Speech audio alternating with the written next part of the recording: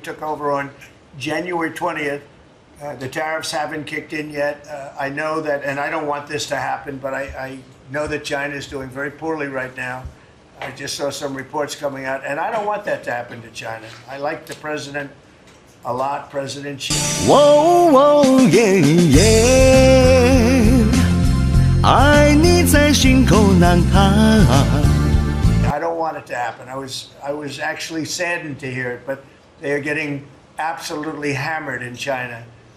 And, they're sending boats, the biggest boats in the world, carrying cargo like nobody's ever seen before. These are the biggest boats in the world, biggest cargo ships in the world.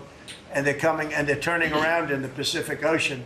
They're doing a big U-turn and going back because they don't want the goods because 145% tariff. But at a certain point, I hope we're going to make a deal with China. We're talking to China, but their factories are closing all over China because we're not taking their product. We don't want their product unless they're going to be fair with us. And that includes intellectual property and other things. There are a lot of things far beyond just buy, sell.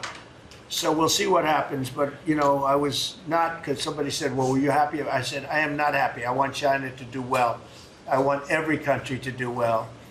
But they have to treat us fairly also.